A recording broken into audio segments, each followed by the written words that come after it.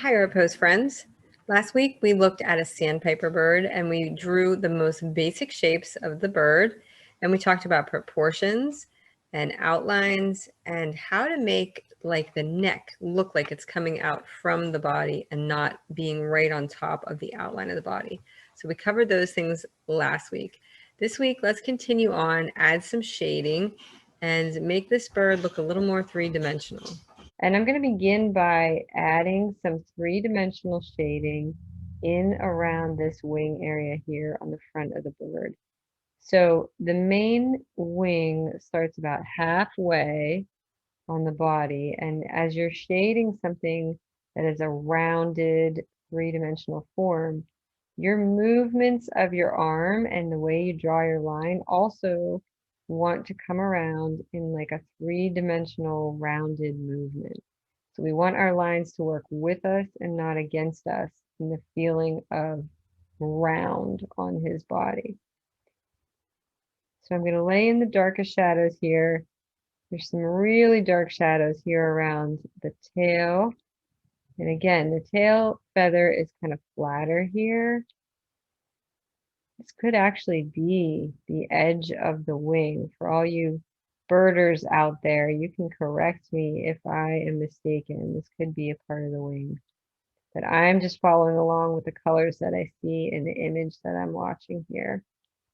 So I'm coming around, I'm allowing this to fill in slowly with different layers. And the front part here, it also has some value. It's not white, but it's not nearly as dark as the area back here. So this is a back and forth time in the drawing where you're slowly bringing up the value. There's some shadow happening over here. And there's some speckled markings in the feathers. And I'm watching the way that they originate, kind of comes from the center of the neck and then bends around across the back. Now we can do some rounded ones coming down towards the bottom of the body here, showing how the feathers sort of change direction.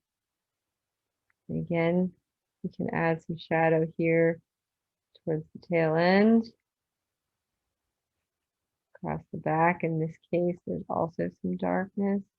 And the feathers that come across the head where we had this flat area, they are also dark, same value as the back of the wing there. Okay, and you want to look for interesting little features as you get finished with the main value shading. Now we want to look at the details here.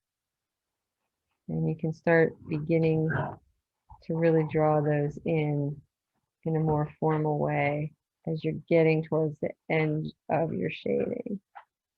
So you're looking for interesting little markings around the eyes. How does the beak attach?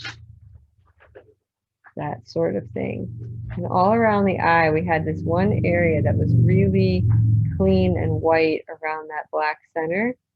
And then all around the eye, there are these light speckled brown and white areas of feather as it comes around the head. And you can see in this part of the face, my lines are going to work with me here, not against me, for making this guy feel round.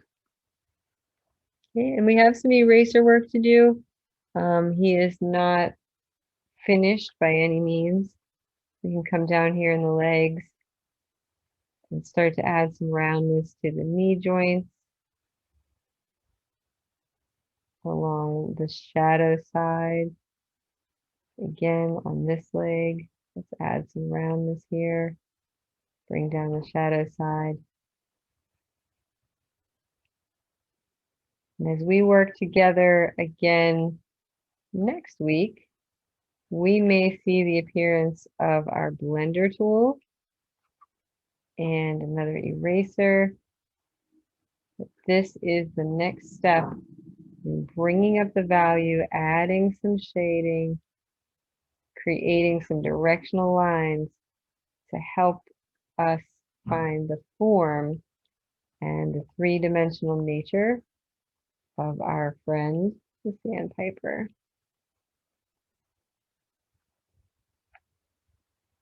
So that's where we'll leave it for this week. I encourage you to draw along at home and share your images with us. You can send it to the number that's posted at the end of this video. You can share it to our Facebook group, or you can send it to us in an email. But draw along and send us your images and show us what your interpretation of Sandpiper looks like. Until next week, everybody, have a great week, and we'll draw again soon.